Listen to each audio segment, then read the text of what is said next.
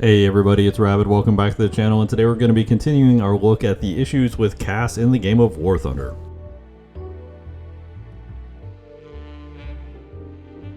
Now, CAS in the game of War Thunder has a lot of smaller issues that essentially all stem from one larger problem, and that is the way the spawn cost of an individual CAS aircraft is calculated. Now, while I debated looking at all of these problems and looking at solutions for them individually, I actually think that there are some more universal solutions that could be applied to the way spawn costs are calculated overall, so we're going to look at all of the issues first and then look at a proposed solution afterwards. One of the first problems, and one that many people will have already noticed because it occurs a lot at low and mid tiers, is the spamming of CAS. While the suspended ordnance at low to mid tiers is a bit of an issue, one big aspect of the game that I think the developers significantly underestimate is how powerful it is just to have any kind of gun at low to mid tiers in the air. What I specifically mean by this is that a lot of ground vehicles at low to mid tiers are very weak to even just 50 cals, if not some of the 20mm cannons that some aircraft start with, to the point where even just having 50 cals or having 20mm can be enough to make an aircraft powerful by itself. The vast majority of anti-air until you get to the point of radar guided AA are completely open topped and thus weak to basically every CAS plane.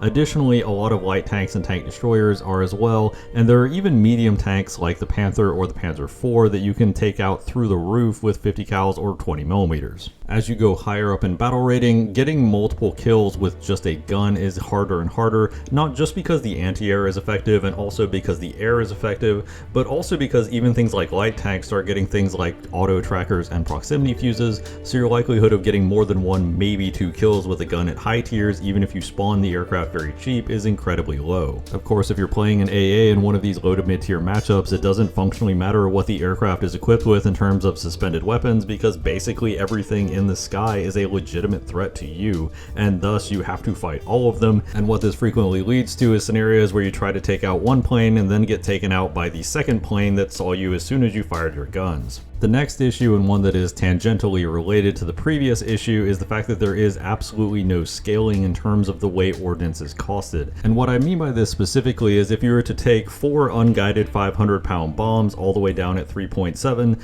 you would pay exactly the same amount of spawn points that you would pay taking those same 4 unguided bombs all the way up at 12.7. And obviously the meta in terms of the types of things you're trying to deal with on the ground and in the air is dramatically different at these battle ratings. The same loadout that would be basically useless at top tier would be absolutely amazing at low tiers. Just to use an example, an SB-2C dive bomber with 4 500-pound bombs and 2 20mm cannons is an absolute terror of the sky at its battle rating, but if you were to take the same 4 500-pound bombs and 20mm cannons and mount them on an F-16C, you would experience significantly less success with that loadout. Another issue with spawn costs is that the spawn cost itself is functionally agnostic to the type of plane you're playing, whether it be fighter, attacker, or bomber, and this creates a bit of an issue because obviously the fighter class of aircraft tend to have the best overall engine power for their battle rating and the best maneuverability, so they tend to be the best when taking on other planes. This gives them unparalleled versatility compared to the other two classes, to the point where every time you have a fighter that has ground attack ordnance that is at least as good as the attackers at its battle rating,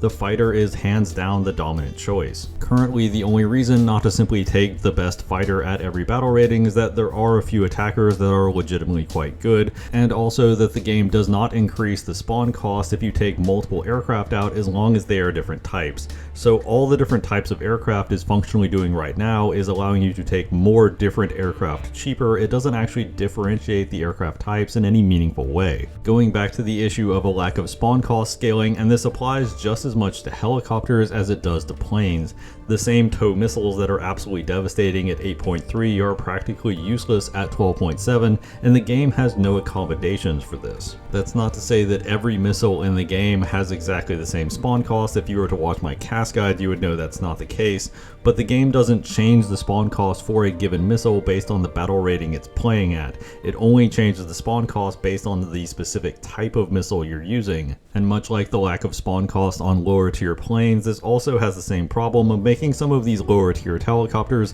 a little too good and a little too difficult to counter for their spawn cost. Ultimately, part of the objective when I was doing the guide on how to optimize your CAS loadouts was not just to look at ways that you could make your CAS loadouts better, but also look at ways in which the system didn't seem to be quite functioning correctly. In this respect, both while I was putting together the guide and while I was playing a wide variety of planes at different battle ratings, I came up with some ideas that I think would actually help some of the issues of certain aircraft and certain aircraft types being dominant or way too easy to spawn. The first overall suggestion, and one that I've been thinking about for a while, is to not have aircraft have a variable spawn cost based on whether they are top tier or bottom tier. In essence, flying CAS in a ground map is very different than flying in an air map with other planes. In a CAS in a ground map, you tend to face a lot of enemies that aren't aware of you or that are in suboptimal airframes to begin with. So whether or not you're top tier or bottom tier is only really a matter of flight performance, and your flight performance often doesn't matter because many of your fights against other planes tend to be very one-sided. On top of that, you only need a bare minimum flight performance to effectively be useful against enemy anti-air. So in that respect, I don't see a compelling reason as to why the game should be artificially inflating or deflating spawn costs based on whether you are top tier or bottom tier. This also becomes a bit of a compound issue because if you watch my guide to CAS loadouts, you would know that everything is percentage based in terms of how it calculates your loadout. So an aircraft being bottom tier isn't just about the base aircraft itself being cheaper, it also noticeably decreases the spawn cost of a given loadout, and this is part of the reason why you can see a not insignificant number of enemies with fully loaded CAS planes but with very little to their name in terms of contributions to the match, only 1 assist or 1 zone cap. This also tends to have a rather unusual impact on high tier helicopters because while planes can go all the way up to 12.7, helicopters stop at 12.0. This means that if you are in a 12.7 match, all of the helicopters will be artificially cheaper than they should be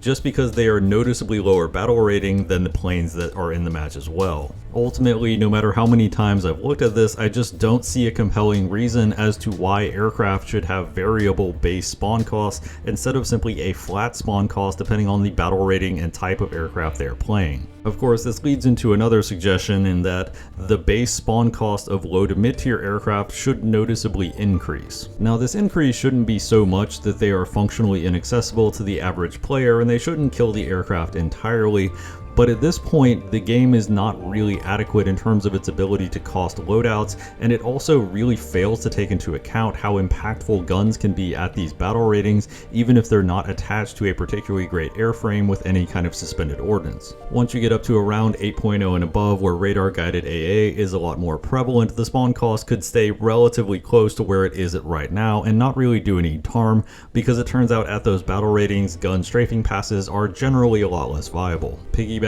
on that point as well, I also feel like the helicopters that are below 9.0 should all see a slight increase in their base spawn cost as well, since those helicopters are more difficult to counter because you're largely looking at gun-based anti-air, and gun-based anti-air can struggle even with some of the shorter range anti-tank missiles. The example in that one that stood out the most for me was the Chinese Z-11WA that has only a range of about 3 kilometers on its guided missiles, but also has thermal imaging so it can easily pick out the anti-air, and most of the gun-based AA at fights really struggle to do anything against that helicopter. Now, segueing a bit from the topic of the base helicopter spawn cost going up, I don't feel at high tiers the base helicopter spawn cost should go up. However, the game already acknowledges that some weapons are a little too good to first spawn with, even though they aren't anti-tank guided missiles. These are some of the things like the Russian heavy rockets. However, one thing I would argue that needs to be in the same category as these heavy rockets and thus not be something that you can first spawn with is the APDS belts on the 30mm cannon for Russian helicopters. That ammunition belt is far too powerful for first spawning because if the enemy doesn't immediately contest you and you get above the enemy team, it's basically over as you can absolutely shred every tank in the game from the top down. In my opinion, it is this ammo belt specifically that makes these Russian helicopters so obnoxious as first spawns because while the rockets can be fairly powerful, this gun really is far too good. Of course, looking at individual elements that need changes, the KH-38 is the biggest candidate to see a spawn cost increase. At its current spawn cost, it's basically identical to the AGM-65D Mavericks, but the KH-38s feature such an incredibly long range that you can basically lock and fire the instant you spawn in and reliably hit targets, on top of the fact they move considerably faster than a Maverick and thus are harder to intercept as well. In all of my games with the Su-34, I found it was incredibly easy to simply get 3 to 4 kills right off the rip with basically no effort, and especially when comparing this with a weapon like the Maverick that usually needs to get closer and is a lot less reliable, it just feels like the weapon is simply not costed appropriately for the impact it has on the battlefield. This for me also naturally leads to a discussion about the roles of different aircraft within the game, especially because the developers have struggled to really balance the anti-air and air situation, and several nations are lacking anything even remotely close to a functional anti-air at top tier. If you're playing a nation like Italy, Japan, or Israel, you're basically entirely reliant on your team to take out these aircraft with these long-range fire and forget weapons because your anti-air are not even close to being able to counter them. Of course, even nations like USA and Britain with the ADATs and the VT-1 missiles for Sweden, France, and Germany can also struggle to deal with these at times as well, so I think the answer for top tier is to allow for more CAP or combat air patrol play. The idea would be fairly simple. You would simply adjust the spawn cost of different ordnance based on the type of aircraft that somebody is playing. For fighter aircraft, they would get air-to-air ordnance functionally for free, but they would have to pay extra for air-to-ground ordnance. For ground attackers, they would pay basically the same as you do right now, and for bombers they would get a significant discount on their ordnance as their cumbersome nature and large bomb bays do make them a lot weaker than many contemporary aircraft. Now, part of the reason I suggest this is that the Fox 3 missiles that you will often need to take out these more powerful ground attackers are incredibly expensive to spawn. They're not that much cheaper than the fully loaded ground attacker itself, and if you've watched my video in terms of how this is costed, the air-to-air missiles for these ground attackers fully loaded with these air-to-ground loadouts are functionally free. You don't pay anything extra to bolt on some R-77s to your Su-34, so you're going up against enemies that have Fox 3 missiles, but in order to take out your Fox 3 missiles, you end up paying a small fortune. Discounted Fox 3 missiles for dedicated fighters would of course allow for more counterplay to these high-tier ground attackers, but the increased cost for air-to-ground ordnance would also be a soft nerf in the process to make it to where they can't simply do everything.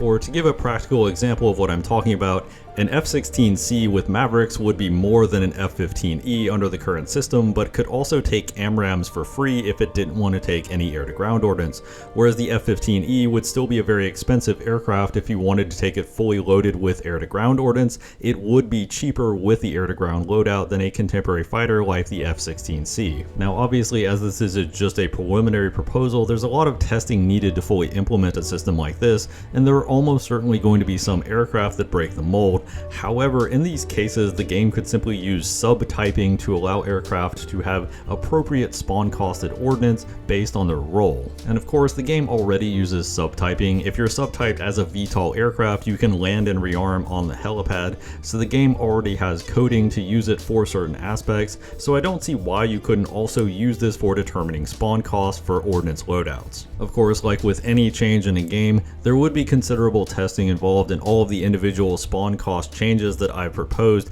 to make sure it doesn't break the game or make aircraft unplayable or inadvertently buff things that it's not trying to buff. However, I think it is at least worth looking into a major change in terms of how aircraft spawn cost is calculated, given that there are a few too many aircraft in the game that can be spawned for too cheap, but there's also several aircraft that essentially have no role because they're going to be prohibitively expensive. And that wraps up this episode of looking at the way that aircraft in War Thunder could be adjusted to be more balanced and more engaging. I hope you'll stay tuned for the next episode, and of course subscribe to the channel if you don't want to miss out on that. The final episode will be looking at some wrapping up and also some overall thoughts on the overall power level of aircraft in the game, so make sure to not miss that. Of course, if you have any of your own thoughts, comment down below. That is always appreciated, and I make sure to read all the comments on my videos. A like and subscribe would be appreciated as well if you did like the video. As always, danke bitte shoes.